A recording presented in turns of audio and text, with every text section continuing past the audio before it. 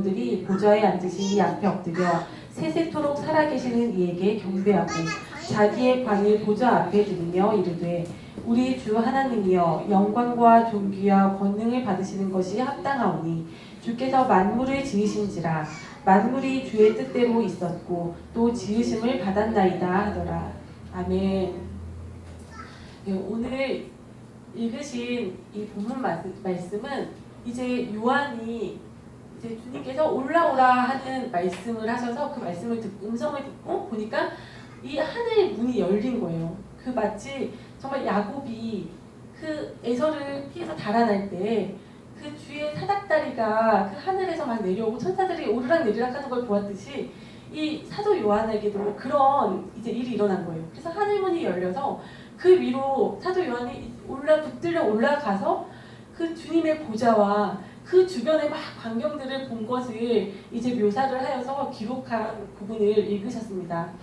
이 요한계시록의 지난 주에 이제 살펴보신 말씀은 아시아의 7 교회에 대한 말씀이었거든요. 이제 그 말씀을 이제 주님께서 사도 요한한테 주실 때는 주님이 요한을 이 3층천 낙원까지 불려 올리시지는 않으셨어요.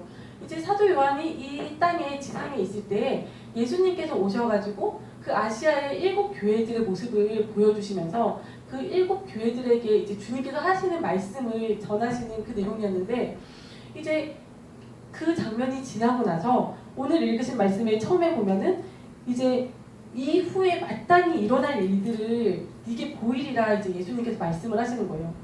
이 이후에 정말 이 마지막 때가 다가왔을 때 이 마지막 때 주님의 재림을 눈앞에 둔 이 마지막 때 일어날 일들을 이제 계시록 4장부터는 보이실 텐데 이 앞으로의 일어날 일들을 보이시기 전에 그 요한에게 그 기존의 방법대로 예수님께서 내려오셔서 뭐 환상을 통해서 보여주신다거나 꿈을 통해서 보여주신다거나 아니면 천사를 보내서 말씀하시는 것이 아니라 이 요한을 보좌 위로 낙원으로 3층천으로 불러 올리신 거예요. 왜 이렇게 사도 요한을 이 불려 올리셔가지고 이 보좌의 모습들을 보게 하셨을까? 근데 이 은혜는 정말 하나님께서 특별한 몇 명 사람들에게 허락을 하신 것 같아요. 이 보좌까지 올려주시는 그 은혜는 이 성경에 보면은 이 사도 요한 말고도 구약 시대에도 그 하나님의 그 특별한 부르심을 받은 주님의 종 몇 사람들한테는 이 보좌로 올려주셔가지고 이 3층천을 경험하게 하셨거든요. 예를 들면은 다윗도 보면 다윗이 쓴 시편을 봐도 다윗도 그 보좌에 대한 이야기를 쓰고 있어요. 그러니까 다윗도 올라갔다 온 것 같아요. 그리고 또 분명하게 이제 본 사람이 이사야라는 선지자인데 이 이사야는 그 북이스라엘이 아수르한테 패망하는 그 시대를 살았던 선지자거든요.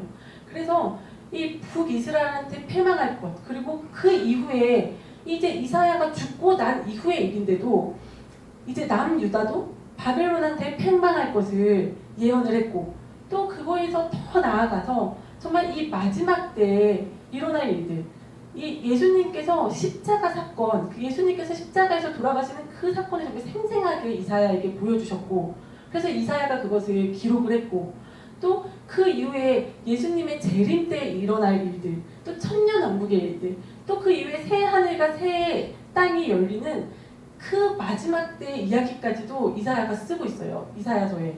그거를 보면은 이사야도 이 3층천에 이 높은데 하나님의 보좌까지 들려 올라가가지고 그곳에서 이 하나님의 나라를 쭉 그 큰 그림을 보고 온 거예요. 그렇기 때문에 이사야 그런 글을 쓸 수 있었던 것입니다.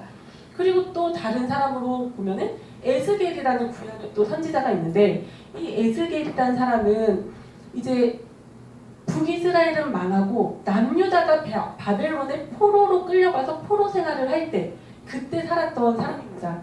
근데 이 에스겔이라는 사람에게도 이제 그 사람이 바벨론의 패망까지는 바벨론이 망하는 것은 보지 못하고 그 이전에 죽었는데 바벨론이 망하는 것도 보여주시고 또 신기한 게 과거에 정말 아담이 타락하기도 이전에 그리고 또 아담이 창조되기도 이전에 루시퍼가 타락하는 그 장면을 또 보여주시는 거예요. 그 영원 세계에 정말 창세 정말 우리가 상상조차 할 수 없는 머나먼 과거의 일도 하나님께서 그 사람에게 보여주셨거든요. 그리고 이 마지막 때에 이스라엘이 국가가 없어지고 완전 망했다가 1948년에 다시 회복이 되잖아요, 국가가. 그래서 마른 뼈들이 다시 붙고 살아나고 하는 흰놈 골짜기의 그 환상, 마른 뼈들의 환상을 또 에스겔에게 보여주셨어요. 그러니까 에스겔은 정말 2000년이 넘는 2500년 이후의 일을 내다보고 또 그 역시 천년왕국까지도 하나님께서 그에게 쫙 보여주셨어요. 그리고 또 신약에 와서는 바울과 같은 사람도 그 다소에 있을 때 41년도 주후 41년경에 바울이 이제 사역을 시작했다가 이제 막 유대인들도 자기를 미워하고 또 크리스찬들도 자기를 미워하고 그래서 정말 왕따가 되어서 한 10년을 정말 숨어서 정말 하나님이 숨겨주셔서 혼자 이제 신앙생활을 정말 하면서 그 하나님과의 관계가 무르익고 갈고 닦고 그 영성이 막 자라나고 하는 그 시기에 주님께서 3층천의 낙원에 정말 부르셔서 올라갔다 온 경험을 고린도 후서의 바울도 잠깐 기록을 하고 있거든요. 그리고 베드로, 요한, 야고보 이 세 사람이 예수님께서 육신으로 이 땅에 계실 때 변화산 사건에서 그 낙원을 경험하고 왔거든요. 근데 이러한 그 3층천까지 올라갔다 온 사람들은 참 그 영성에 있어서 차이가 있는 거예요. 이게 다른 사람, 보지 못하고 온 사람들도 주님께서 부분적으로 조금씩 열어주셔가지고 또 주님의 말씀을 기록도 하고 주님의 일을 하고 하지만 이 3층천에 올라갔다 내려와서 정말 큰 그림을 주님의 그 창세로부터 정말 이 세상이 끝나는 그 때까지의 그 주님의 그 디자인을 주님의 그 설계도를 보고 온 사람들은 정말 그 시각이 변화가 되는 거예요. 그래서 이 사람들의 특징이 뭐냐면 바울도 그렇고 베드로도 그렇고 요한도 그렇고 다 강조하는 것이 그 히브리서 11장의 믿음. 우리가 이 땅은 잠깐 있다가는 나그네다. 우리의 그 시민권은 저 천국에 있다. 그 믿음을 히브리서의 그 믿음을 가지고 있는 거예요. 나그네 신앙을 갖게 되는 거예요. 이 땅이 다가 아니구나. 그래서 요한도 이 글을 기록한 요한 사도도 강조한 것이 이 세상을 사랑하지 말고 저 세상 우리 본향을 바라보라는 그런 말을 하였고 또 사도 바울도 마찬가지로 바울도 굉장히 강조했던 것이 우리는 이 땅에 잠깐 여행자다, 나그네다 이걸 강조를 했거든요. 그래서 우리의 본향은 저 세상이다, 천국이다. 그 신앙. 베드로도 마찬가지입니다. 베드로도 변화산 때 저 낙원을 보았기 때문에 그걸 보고 온 사람들은 이 땅에서의 우리의 삶이 잠깐이고 이 땅은 정말 잠깐 나그네처럼 왔다 가는 곳이구나. 정말 이 땅에서의 우리의 인생이 정말 풀과 같고 꽃과 같아서 풀은 시들고 꽃은 길어야 10일이잖아요. 그렇게 잠깐 우리가 이 땅에서 살다가 우리 본향은 따로 있구나. 우리는 저 천국 시민권자들이구나. 이것을 깨닫게 되는 겁니다. 그래서 이 신앙을 가진 사람들이 그래서 이제 이 믿음을 주시기 위해서 하나님께서 이 사도 요한도 저 낙원으로 불러 올리신 거예요. 그래서 저 낙원으로 올라가 봤더니 주의 보좌가 있고 그 보좌 주변에 막 홍보석, 배고 그리고 무지개 같은 녹보석이 막 둘려져 있고 그 앞에 또 보좌들이 24개가 있는데 24장로들의 보좌들이 있고 또 그 사이에 스랍천사들이 막 정말 그 하나님을 경배하면서 찬양하면서 거룩하다 그러면서 경배와 찬양과 감사를 막 올려드리고 있는 장면을 보게 되는 거예요. 그래서 이 장면들을 보면서 우리도 내가 비록 저곳에 정말 올라갔다 오지는 못했지만 직접 경험을 하지는 못했지만 간접적으로 우리가 이 글들을 그곳에 갔다 오신 그 믿음의 선배들의 이 글들을 보면서 간접적으로 우리가 체험을 할 수 있잖아요. 저 보좌는 낙원은 저런 모습이구나. 저 낙원에 우리도 나중에 가면은 이 24장로들처럼 또 이 천사들처럼 이렇게 주님을 경배하고 찬양하고 영광을 드리고 감사를 드리고 이런 모습으로 우리도 있겠구나, 그런 상상을 할 수 있습니다. 네. 그래서 저희가 참 이 신앙을 주님 앞에 참 정말 보여주시면은 너무나 감사하고, 근데 그 은혜잖아요. 우리가 막 보여달라고 해서 보여주시는 것도 아니고, 또 내가 노력한다고 해서 볼 수 있는 것도 아니지만, 정말 그런 은혜가 참 나한테도 있으면 얼마나 좋을까, 그걸 사모할 수는 있잖아요. 그러니까 그런 우리의 영성이 보좌로 들려 올라가는 그런 영성이 되기를 사모하는 그런 분들이 다 될 수 있기를 정말 기도합니다. 그리고 또 우리가 이렇게 직접 갈 수는 없어도 참 그 팔복에 보면은 그 마음이 순수한 사람들은 주님을 볼 수 있다는 그 말씀이 나오잖아요. 그러니까 우리가 이 땅에서 정말 저 낙원으로 들려 올라가지는 못할지라도 우리가 신앙생활을 하면서 정말 점점 나의 마음이 한 커플 한 커플씩 벗겨지고 또 조금씩 깨끗해지고 씻겨지고 하면서 우리가 마음이 순수한 사람이 되면은 우리가 간접적으로 저 보좌를 또 사모하고 우리가 막 또 마음속으로 생각으로 마음으로 막 상상을 하고 하면은 그 우리가 아주 직접 보고 온 사람만은 못하겠지만 또 그런 신앙을 조금이라도 쫓아갈 수 있으리라고 믿습니다. 그래서 팔복에 보면은 우리가 마음이 가난한 사람은 복이 있다고 하잖아요. 그 팔복의 처음이 마음이 가난한 사람이잖아요.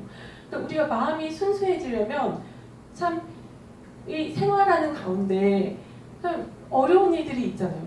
우리를 참 마음이 힘들게 하는 사람도 있고 또 가족 간에 생활하면서도 참 앞에서 말씀을 전하는 게 어려운 게 그건 것 같아요. 내가 집에서는 참 이기적인 배우자인데, 그리고 내가 집에서는 맨날 화가 나 있는 엄마이기도 한데, 그거를 저 막 아이들이 다 듣고 있는데 앞에 나와서 나는 아닌 것처럼 막 얘기를 하는 게 힘든 것 같아요.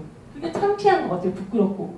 근데 정말 생활하면서 우리가 막 우리 혈기가 또 확 나올 때도 있고, 또 어떨 때는 막 또 뭐 질투심이 나올 수도 있고, 또 어떨 때는 막 피해의식이 나올 수도 있고, 우리 안에 내면에 그 쓴뿌리들이 막 올라올 때가 있잖아요. 근데 그럴 때마다 우리가 왜 내 마음에 아직도 이런 게 있을까? 왜 내 마음에 아직도 이런 게 이렇게 많이 남아있고, 왜 내 마음에 이렇게 주님을 닮은 구석이 하나도 없나? 이걸로 인해서 마음이 가난해지고 낮아지고 또 애통하게 되잖아요. 진짜 주님 또 화를 내버렸습니다. 또 애들한테 욱하고 혈기를 부렸습니다. 막 이게 애통하게 되고, 막 그러다 보면은 주님 내 힘으로 안 됩니다. 도와주세요라고 주님의 도움을 또 간구하게 되고, 그러다 보면은 또 조금씩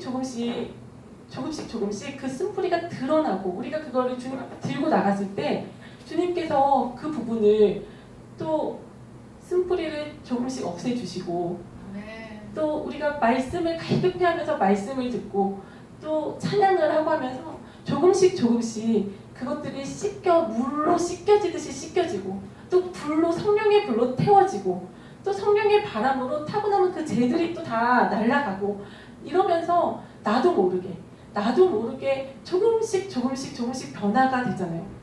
우리가 주님을 만나고 정말 주님 안에서 또 공동체 안에서 정말 부딪히고 찌그락짜그락 이렇게 생활을 하다 보면은 정말 힘들고, 왜냐면 내 안에 그 쓴뿌리 때문에 힘든 거죠. 내 안에 그것이 튀어나오는 게, 보는 것이, 내가 수긍하는 것이 힘들고, 또 다른 사람의 쓴뿌리가 내 쓴뿌리가 부딪히고 막 이러는 게 힘들고, 하지만 그것이 조금씩 우리가 닦여 나가면서 내 마음이 조금씩 온유해지고, 조금씩 주님을 그 닮은 모습으로 조금씩 변화해지고, 그러면서 내 마음이 이제 내가 그랬기 때문에 또 다른 사람을 볼 때도, 주 안에서 우리 형제 자매들을 볼 때도 아, 저분이 지금 저런 일로 힘들겠구나. 나도 저랬었는데 그게 또 이해가 되면서 또 긍휼한 마음도 갖게 되고 그렇게 우리가 조금씩 순수해지다 보면 우리가 간접적으로 이 주님의 그 나라를 보는 사람이 되는 거예요. 보좌에 올라가서 이 큰 그림을 볼 수도 있지만 우리가 간접적으로 말씀을 통해서 갔다 오신 분들의 글을 통해서 우리가 간접적으로 보좌는 이렇게 생겼구나. 보좌에서는 어떻게 어떤 일들이 벌어지는구나. 그거를 간접적으로 보기도 하고 또 내 마음이 조금씩 순수해지면서 영성이 생기잖아요. 조금씩 성숙해지면서 우리가 영적으로 자라나기 시작하면서 나의 영성이 조금씩 자라면서 우리가 그 큰 그림을 보게 되잖아요. 그렇게 되면은 우리가 참 그것이 중요한 것 같아요. 그 영성이라는 게 정말 무슨 뭐 합의로 영성을 얻는 것도 아니고 돈 주고 영성을 사는 것도 아니잖아요. 그 나의 영성이 정말 나의 마음이 바뀌면서 생기는 것인데 그 팔복의 사람들이 우리 모두 다 되시기를 정말 축원합니다. 아멘. 근데 이게 또 사람의 열심을 또 강조하는 쪽에서는 이게 신학적으로 두 가지 노선이 주의가 있더라고요. 칼빈주의가 있고 아르메니안주의가 있더라고요. 그래서 칼빈은 약간 장로교 쪽인데 그거는 하나님의 주권 사상, 주권, 하나님의 은혜 그거를 굉장히 강조를 하는 사상인 거예요. 그래서 우리가 지금 이 자리에 나와 있는 것도 다 우리가 우리 힘으로 한 것 같지만 주님의 은혜이고 주님의 선택이시고 주님의 주권이시라는 거예요. 당연하죠. 아멘이시죠. 근데 또 다른 사상, 아르메니아는 인간의 자유의지를 강조하는 쪽이에요. 그래서 우리가 노력해야지. 우리가 인간의 노력, 인간의 자유의지가 중요하다라고 보는 쪽이에요. 그래서 하나님께서 선택하신 자라도 자기가 스스로 자유의지를 가지고 그 앞에 나아오지 않으면 구원이 없을 수 있다는 거예요. 그리고 우리가 열심을 내서 주님 앞에 기도하고 또 주님을 섬기고 주님의 일을 하지 않으면 안 된다는 것이에요. 근데 이 두 가지는 성경에, 그러니까 이 두 가지를 갖고 싸울 필요가 없는 것 같아요. 두 가지가 다 성경에 나오거든요. 그리고 하나님께서 다 우리에게 주신 소중한 것들이잖아요. 주님의 주권과 은혜, 얼마나 그것이 감사한 것입니까? 그리고 또 자유의지를 또 우리에게 주셨잖아요. 그게 또 얼마나 감사한 것이에요. 이게 둘 다 있어야 되는 거예요. 근데 그 중에서 먼저는 주님의 은혜인 것 같습니다. 그래서 우리가 인간적인 노력으로 아무리 내가 순수해지고 싶어도 마음이 인간적인 노력으로 아무리 내가 이 보좌에 올라가는 영성을 갖고 싶어도 이게 노력한다고 되는 게 아닌 것 같아요. 진짜 노력해서 어느 정도 될 수도 있지만 그것이 끝까지 오래 가기가 힘들고 또 그 억지로 노력으로 시간을 날마다 정해놓고 정말 율법적으로 기도하고 찬양해야 돼. 말씀을 몇 장씩 읽어야 돼. 막 이거에 매여서 우리가 노력을 하는 것도 너무 아름답죠. 주님이 보실 때도 아름다울 것 같아요. 좋으실 것 같아요. 하지만 그것이 나에게 정말 짐이 되고 나를 매이게 하고 그것이 나에게 염려와 근심과 두려움과 불안을 준다면 그 신앙생활이 우리가 가는 길이 즐겁지가 않잖아요. 그리고 가볍지가 않고 힘들잖아요. 신앙생활을 하면서 주를 믿는다고 하는 하나님의 자녀인데도 세상 사람들과 똑같이 근심과 걱정과 염려와 불안에 눌려있고 우리가 항상 막 힘들고 억압당하는 것 같다면 그것이 주님이 부모된 마음을 가지신 주님이시잖아요. 그것이 주님이 바라시는 게 아닐 것 같아요. 그래서 은혜가 있어야 될 줄로 믿습니다. 정말 노력도 은혜가 있어야지 따라올 수 있는 것 같아요. 정말 그런 걸 느끼거든요. 우리가 예배 시간에 같이 찬양은 하지만 집에 있으면서 그냥 내가 생활하는 가운데 찬양 한 구절 진심으로 나의 마음으로 불러서 올려드린다는 게 내 의지로 되는 게 아닌 것 같더라고요. 그것이 정말 주님께서 나에게 그런 은혜를 주셔서 정말 그런 마음을 주셔서 갈급함을 주셔가지고 왜 이렇게 찬양이 하고 싶지? 막 이래서 찬양이 너무 달고 막 입에 달고 막 은혜가 되고 정말 이 찬양이 막 정말 저 3층천으로 올라가는 것 같은 느낌이 들고 그럴 때가 있잖아요. 그게 어떻게 나의 노력이겠습니까? 그것이 주님의 은혜이잖아요. 그럼 모든 것이 주님의 은혜인 것 같아요. 이 정말 방금 말씀드린 이사야, 뭐 에스겔, 바울, 베드로, 뭐 이런 요한 사도 이런 분들도 주님의 은혜인 거잖아요. 이 사람들이 다른 사람들보다 뛰어나서 잘나서 더 노력해서가 아니고, 그리고 또 이스라엘 그 민족을 택하신 것도 그 이스라엘 민족이 다른 민족들보다 강하고 힘세고 수가 많고 잘나서가 아니고 오히려 가장 작기 때문에, 가장 수가 적고 가장 약하기 때문에 선택하셨듯이 정말 주님의 주권이고 은혜입니다. 그래서 정말 토기장이가 진흙으로 어떤 그릇을 빚을지, 귀 있을 그릇도 빚으시고 또 천 있을 그릇도 빚으시고, 또 어떤 이는 주님께서 그 주신 바울이 이제 그 주의 일을 열심히 20년을 넘게 막 달려가면서 하다가 이제 바울이 깨달은 거예요. 바울이 깨닫고 보니까 바울도 처음에는 자유의지를 강조했어요. 근데 바울이 신앙생활이 깊어지다 보니까 바울이 깨달은 거예요. 주님께서 각 사람마다 주시는 그 은혜의 분량이 다르구나. 그릇이 다르구나. 그리고 믿음의 분량도 다르구나. 그 은사의 분량도 다르구나. 이걸 바울이 깨달은 거예요. 그래서 바울이 이 정말 지체마다 어떤 지체는 머리가 될 수도 있고, 어떤 지체는 팔다리가 될 수도 있고, 심장이 되는 지체도 있고, 눈이 되고 코가 되고 입이 되는 지체도 있지만, 어떤 지체는 뭐 엄지발가락이 될 수 있고 새끼손가락이 될 수도 있고 하는 거잖아요. 하지만 다 귀하다는 거예요. 바울이 다 귀하다는 거예요. 우리 각자의 그 신앙의 그 여정을 살펴봐도 참 그 처음에는 썬데이 크리스찬, 정말 그냥 명목적으로 교회에 왔다 갔다 하고 그냥 가방 메고 왔다 갔다 하면서 주일에만 참석하고 가고 안녕하세요 안녕히 계세요 하는 그 신앙에서 또 어느 정도 세월이 흘러가서 그 성장하는 게 중요한 것 같아요. 성장이 돼야 하는 것 같아요. 성장이 돼서 또 이제 우유만 빨던 그런 신앙이었는데 이제 이유식을 먹을 수 있는 신앙이 되고, 조금 이제 더 자라나서 조금 단단한 음식도 먹을 수 있는 신앙이 되고, 또 주님께서 그 사랑하는 자녀들을 위해서 주님께서 고난을 또 허락을 하시잖아요.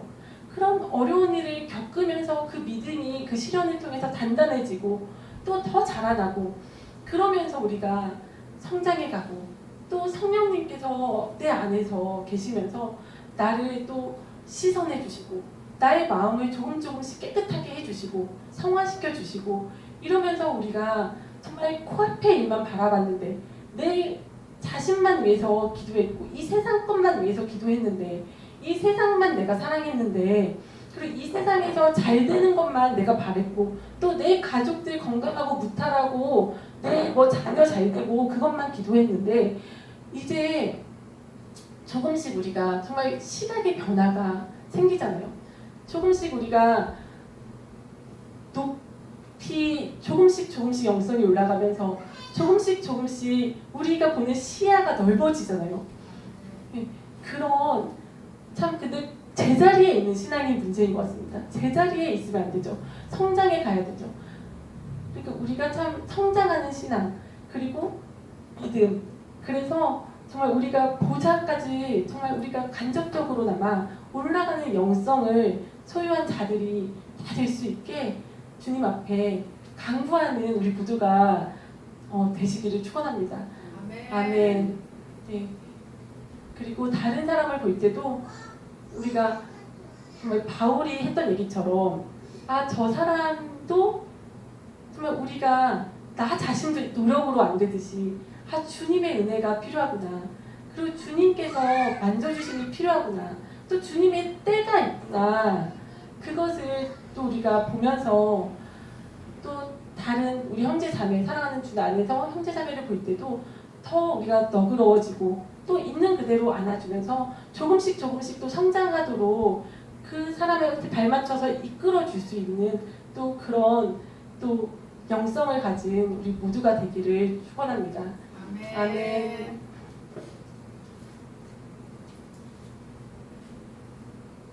찬양 한 곡 하시면서 준비한 예물을 올려드리시겠습니다.